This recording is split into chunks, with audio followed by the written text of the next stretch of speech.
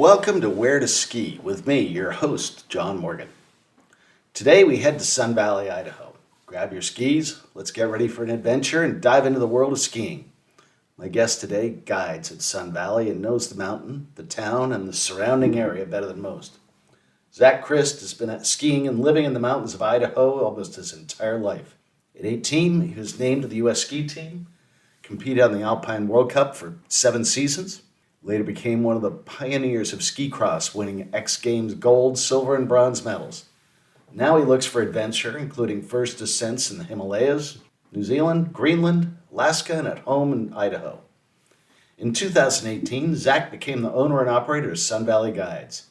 Zach knows the mountain and the area very, very well. If you're from the western U.S. and ski, you've heard of Sun Valley, since its founding by Averell Harriman in 1936 as a tourist destination for the Union Pacific Railroad, became the first real destination resort in the U.S. and attracted Hollywood icons galore. Now, it has a long history of providing some of the best, most consistent skiing in North America.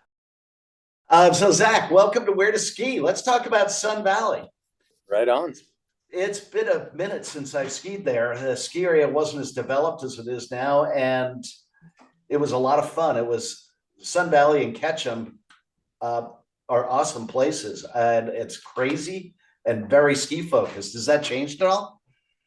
No, I don't think it has. I feel like it's definitely a unique ski resort amongst the many that I've been to over the span of my skiing life. I would say it's an anomaly in the sense that it's privately owned, and they continue to make these really incredible improvements fairly regularly. It's just very frequent upgrades on infrastructure around here, and I guess at the end of the day, it's less corporate in that sense. Although some people might disagree with maybe it's managed more corporately than ever, but it's incredible to see like the quality of the improvements that they're making. I can't imagine there's a return on that investment. This is probably more a measure of depreciation, but we sure do enjoy the benefits of that as local residents. Being locally owned and owned by a family rather than a larger corporation makes a big difference. Gives a different feel. It does. Yeah, I mean, we're super fortunate. So you grew up, I think, in California. Is that, correct me if I'm wrong, but I believe you grew up in California and you moved to Idaho fairly young.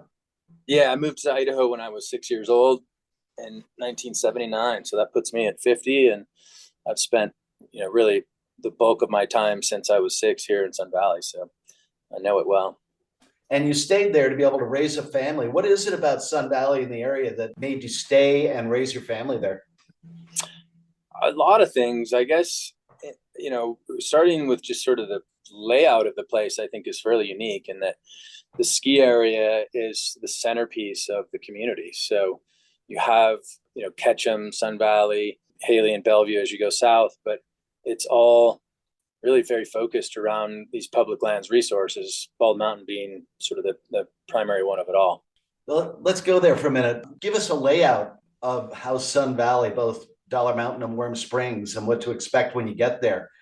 It's different than most areas. You're not driving through a valley to get there. You're out in the plains, and then you get to Sun Valley, and it's there.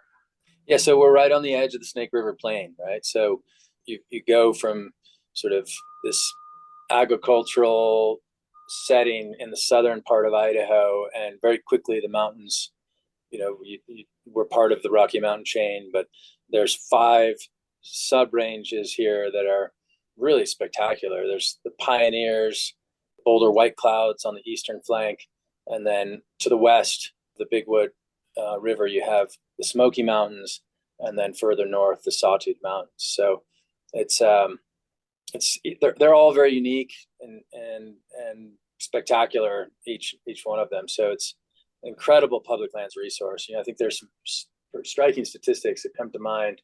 Idaho has, I think, 10 million acres of what we call de facto wilderness, which is roadless territory. And whether it's designated wilderness or not, it appears as such. So that is, I think by the numbers, it's double that of the next largest state in the lower 48. So you think of Wyoming and Montana and even California as having these great big wide open spaces, but a lot of it's private. And so with that, you lose access. And I think that's what's remarkable about this particular part of Idaho, even, is that we're at this gateway to this incredible public lands resource. So sure, Bald Mountain is this really amazing ski resort and with all this wonderful infrastructure, but what's beyond that is, I think, really what interests me the most.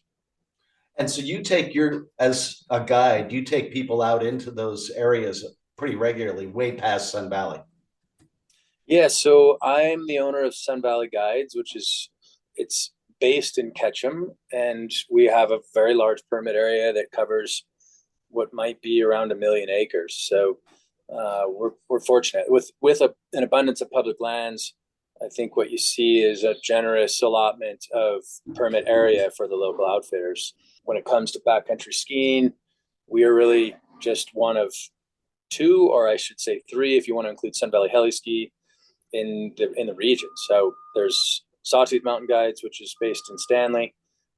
We have a small amount of overlap with them, but a very cordial relationship, and it's just really a fortunate situation where there's, probably shouldn't say this publicly, but we don't have a crowd problem. But it just seems to be kind of an endless resource in terms of places to go to find good fresh snow. Well, not having a crowd problem is a good problem because there's some places when you get to, say, Summit County that have crowd problems. No, I've seen a bit of that in the last 10 years, and it's a striking difference. But I think, Sun Valley is, because it's surrounded by public lands, it's a bit of an island. And so there's only so many people that can fit in this valley. There's only so many beds. And so I think it's probably possible really to get to a place where we're, it's getting more crowded for sure. The pandemic sent us into hyperdrive, but it seems there's plenty of room to go and explore and get away from the sheeple. Now, when you take people out into a backcountry trip, do you do the overnights? Do you do day trips? How does that usually work out? And what kind of level of skier do you take out there?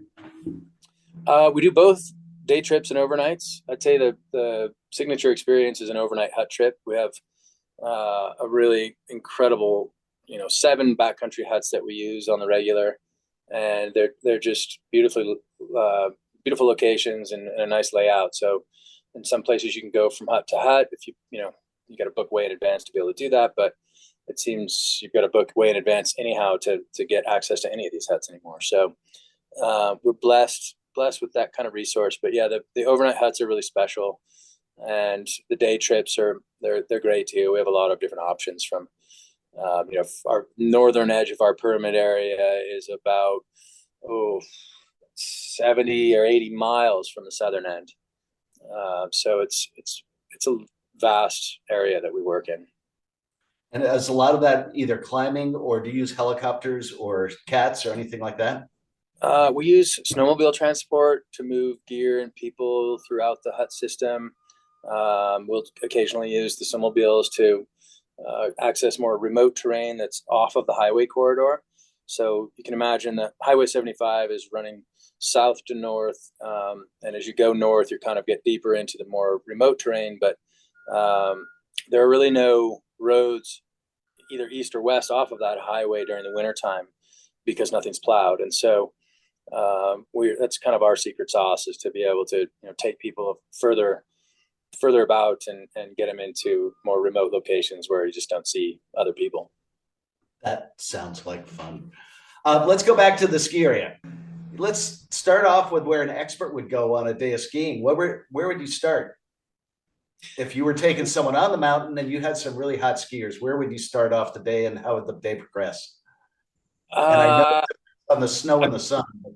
Baldy's unique in the sense that it's like a big cone-shaped mountain. You have good fall line skiing on all sides, and I think that's quite rare. Especially if you're used to skiing in Colorado, where you have a lot of flat terrain sort of fanning out from the bottom of maybe some steeper terrain up above. And, then if you think about a place like Palisades, you have very high quality steep terrain in some places, but it's benchy, and you've kind of, got to commute from one spot to another to get to the goods. Whereas Sun Valley, it's really just like get off the lift and it's just really good fall line skiing in any direction. So with that, I tend to just chase light and aspects so that you're skiing, according to good quality light and good quality snow, and that's a lot to do with sun and wind and temperature.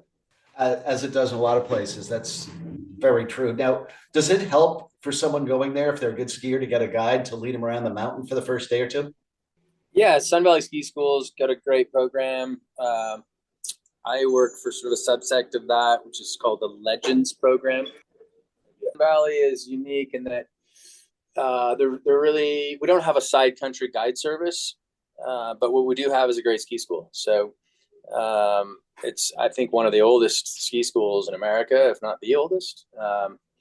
It was very much a product of the history is amazing. So I'll digress for a moment in that when during World War II, or the sort of the beginnings of World War II, when the Nazis invaded Austria, they essentially disbanded the world's first ski school, which was Hanna Schneider's cast of greats. And those guys were all prodigal skiers who were essentially sent on the run. If they weren't Nazi, their land was seized and they were threatened with jail time. And so these guys all split, and it just so happened serendipitously that Sun Valley Resort was opening that next year. So there were, I think, eight original ski instructors in Sun Valley were all essentially offshoots from the Arlberg Ski School of Hanna Schneider from St. Anton. So it has wonderful roots, and it's an incredible story most people don't know about. So those guys came here, and this was, of course, before the chairlift had existed. And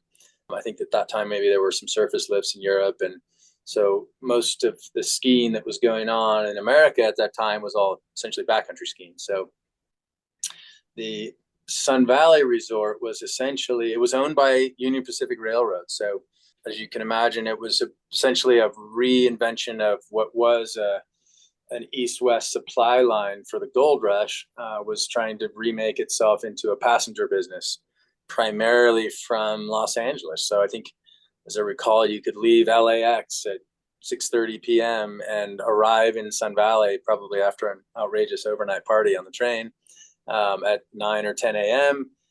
You'd step off the train in this absolutely, unusual winter environment. I think in large part that the winter recreation was novel at that time, and Sun Valley had sort of introduced that to an American public that hadn't seen it before. So with these 8 prodigal skiers from Austria, and they tromp up the hill and on wooden planks and with leather boots and wool sweaters and slide back down and best they could. So it's a wonderful history, and I think a lot of that is still recaptured with the current ski school here, and they never lose sight of the roots, which is cool. I love the history. I grew up in Vermont, and we have our own history up there in terms of the same type of thing. A lot of Austrians coming over and joining the ski schools there about that same time frame.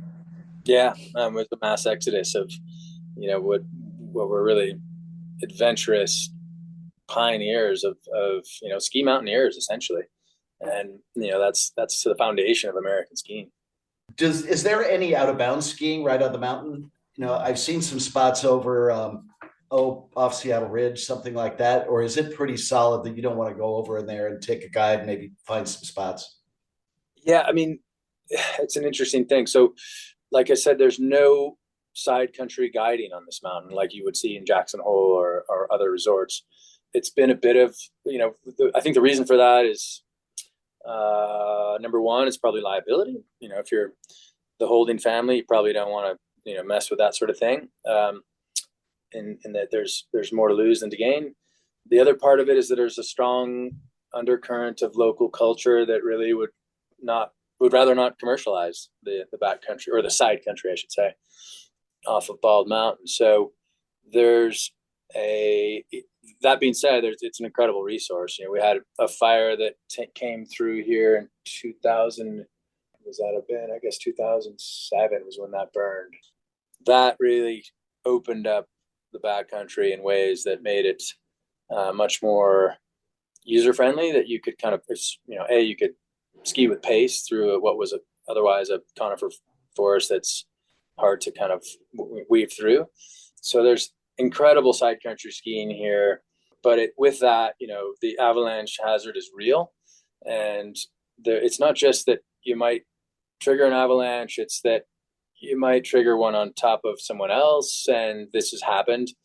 And there's a lot of trees. People have gotten pounded off of trees, and there haven't been any fatalities recently, but boy, there's been some real near misses.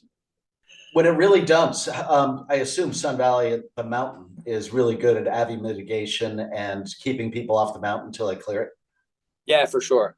They're fairly conservative, right? So I think, if you went to Jackson Hole, the terrain is on the resort is much more threatening. And I think, you might say that their control work is definitely more technical. So that being said, the routes here have been covered for so many years that they're very good at it. And it's, we've had a good run of luck with not having had, any mishaps inbounds. There've been a few, but mostly it's certainly not, no mistake on behalf of the ski patrol. It's a really good, highly experienced staff. Now that we've scared people to death, what about intermediate beginner skiers? What's it like there? Sun Valley's got a reputation for being to chase people off of the side country, right?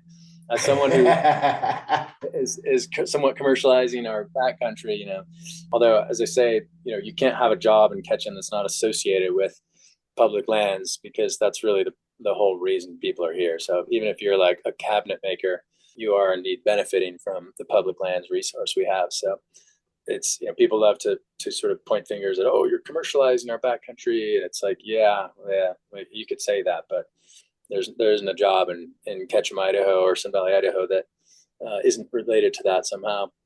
I would think you're more a steward of the backcountry than commercializing it. Absolutely. Yeah, no, I mean, we play by the rules, and, partly that's a moral obligation, but it's also just, we rely on permits that are issued by the federal government. Like last time I checked, you don't want to mess around with feds. So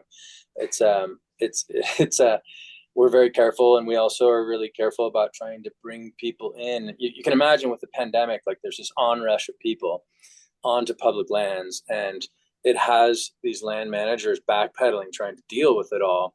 And we look at ourselves as being, in many ways, their boots on the ground, their security force to be able to, certainly we have a very intimate touch point with our own customers, but even if we are out there at a trailhead and, helping people use best practice, they may not even be part of our group, but it's hey, did you know it works better when you park like this at this trailhead so there's room for others, or you're not there's no degradation to the environment because you're parking out in the weeds, or bothering the wildlife. Or so we do our part to try and run a tight show and set the pace and be good stewards of the land, and also to take care of the land. It's like I'm nearly born and raised here, so I care an awful lot about it. As you should. Let's go back to the mountain for a minute. What Sun Valley doesn't have a reputation as being an easy mountain. How is it for intermediates and beginners? There's always a place for intermediates and beginners here, and I think that's been somewhat of a focus for the resort to try and expand upon that. There's not an abundance of flat terrain here per se, but there is flat terrain and great places to go and learn. But so there's something for everyone. It's just, I think there might be more flat terrain in most other places, but it's good to have it all. Okay, so what's the best month to head up to Sun Valley for skiing? We're high mountain desert climate, right? So we have long intervals between storm cycles at times. Last year, it seemed to just be snowing the entire season. We had a break somewhere in January for 3 or 4 weeks, but outside of that, it was snowing all the time. So I tend to think of it as, so getting good fresh snow, it could happen at any point during the winter between Thanksgiving and April, so it's sort of luck of the draw in that regard. But I think it's wonderful to be here in February and March when the sun's a little bit higher in the sky. there's still plenty of shade on northern aspects where you can find good cold snow. And if you're lucky enough, you might find good corn snow on southern aspects. So it's nice to, so December can be a little dark. We're far enough north. So, with that, you might find powder on south. So I tend to think like better après in March, put it that way. Okay, we'll get there. Best place to eat on the mountain? I like the Roundhouse. Yeah, I mean, it's a classic. It's just it's one of the original ski lodges in America. So it still holds that original charm. You go into that building and you really feel like you've stepped back in time.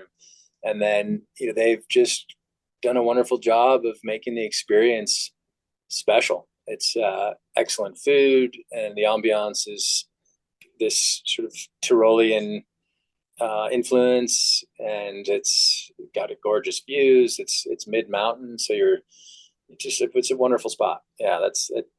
You'd be hard pressed to find another ski lodge in the world that is better than that. At least in the U.S., it's U.S. For sure. There's great examples in Europe for sure, but that's where it takes its inspiration, right? So, well, when you said Tyrolean-esque, I was like, oh, I know exactly where you're going.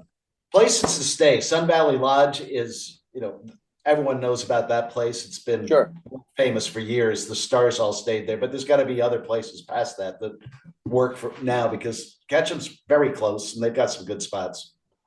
Without a doubt. Yeah. The Limelight Hotel is, I think, one of my favorites in town. It's more, the lodge is a classic. It's just been updated recently, and it tells a wonderful story of this Sun Valley's history. The Limelight can't do that because it's new, but it's a great experience. It's right in town. You're walking distance to everything.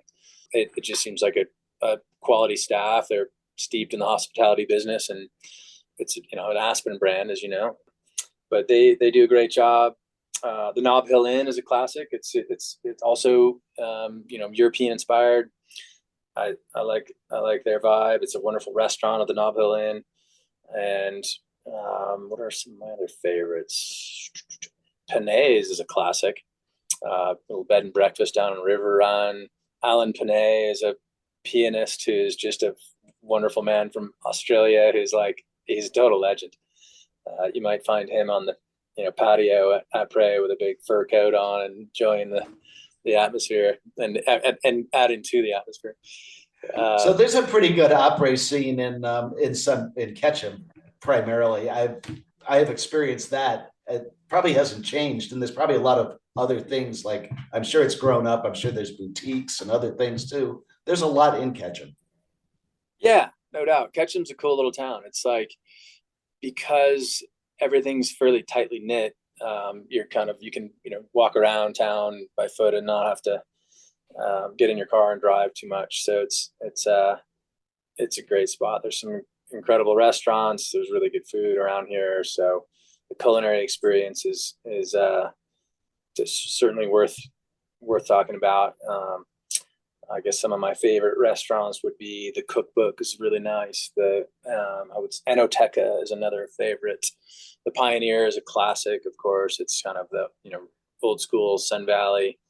You're maybe there more for the wall art than the food, but it's also solid food and excellent cocktails. So what are some of my other favorites? To be honest, like some of the dining experiences out at the lodge, although I don't tend to go there very often because they're sort of populated by tourists and busy during the high season. If you catch them on the shoulder seasons before they close on the low season, they're also really great. The Ram Bar is a classic. The Ram Restaurant, even still there. The Duchin Room is a classic, and Gretchen's there at the lodge. Seems to be like Sun Valley Resort has really stepped up the game on their culinary. Let's talk a little bit different direction right now. What's your philosophy on skiing and guiding and instructing people? Because you're always, as a guide, you're always instructing. Yeah, it's interesting. You're right. It is so much of being a good guide is being a good skier and being able to translate that to your guests to be able to help them navigate what might be variable snow conditions. So And even if it's not, even if it's perfect snow conditions, there's, having good technique just allows you to enjoy the day, more than you otherwise would. So it's definitely, I'm one of the very few people that crosses over from the Sun Valley Ski School to the backcountry as a guide. I haven't done much heli ski guiding in the last few years just because Sun Valley Guides keeps me busy along with Smiley Creek Lodge.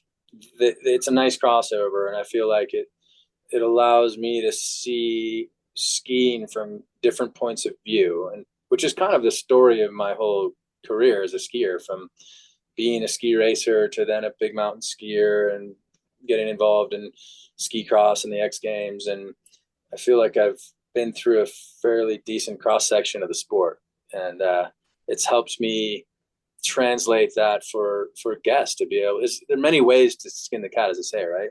There's not like one way to ski, but I think the best way to ski is to adapt your technique to the conditions that are present. I was doing a podcast the other day with someone who came up with an expression. She said, it's not just about sliding down the hill, it's about the whole experience. And I thought that was, and there's a lot of that in there, I think, behind the scenes with you, because you got back to the Tyrolean experience about some of the other experiences you pick up in Sun Valley.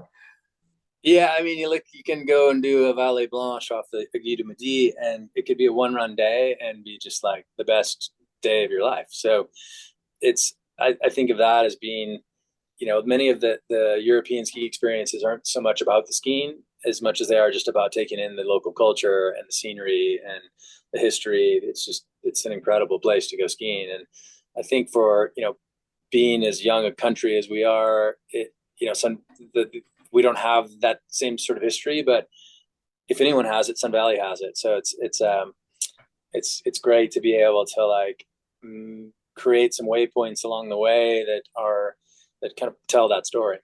What's your own favorite day when you don't have guests? Those rare days you don't have guests and you get to go off on your own and go skiing. No guests, no kids, and you just get to go play. What's your favorite day? What would that look like? Nowadays, I love the backcountry, but there's never a bad day on Bald Mountain, right? The resort is amazing here. There's a couple of new lifts this year, which I'm excited about. There's 2 6-packs going in over on Warm Springs, and there's slightly different layout, which should be, provide access to some great terrain. There's a new run that's looking like one of the steeper runs on the mountain, and just nice to see them expanding in all directions here. So I would say, nothing beats a good day on Baldy. But for me, I think my primary interest at this time in my life is just to be out in the backcountry, and that usually involves some snowmobile transportation to add a little spice to the day, a little fun, and then go for a nice long hike and enjoy some great turns in a remote area. You might end up seeing some wildlife and, hit the highway in time to get back to town for some good food and drink. That sounds like a fabulous day. I like the wildlife part. How can our listeners find you? What's the best way to get a hold of you? And where would they find you on the mountain if you're somewhere out there? Finding in the backcountry is impossible. Yeah, that's what I like about it. I would say, of course, Sun Valley Guides, info@sbguides.com is a great way to inquire about some of our backcountry experiences.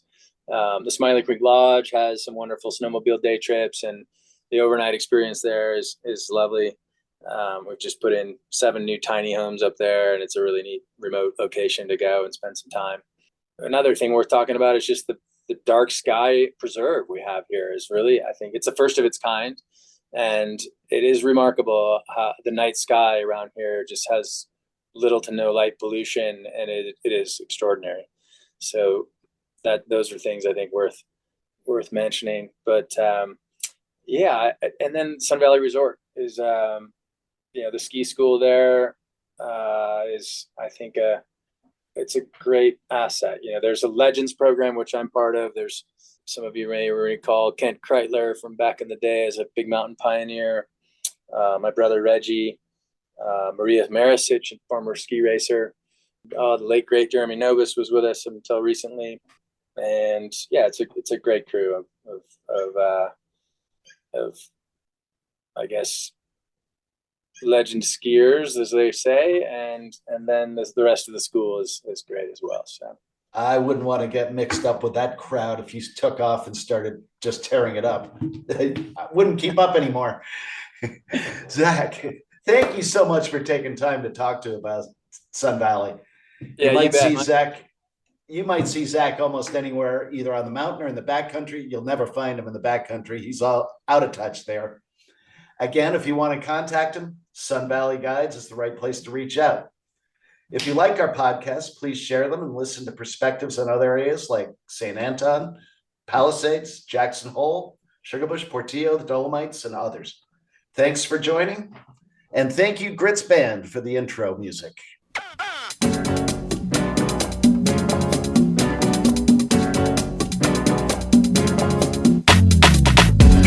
She feel it, we feel it. So round and round we go. We feel it, she feel it, we feel it. Here we go.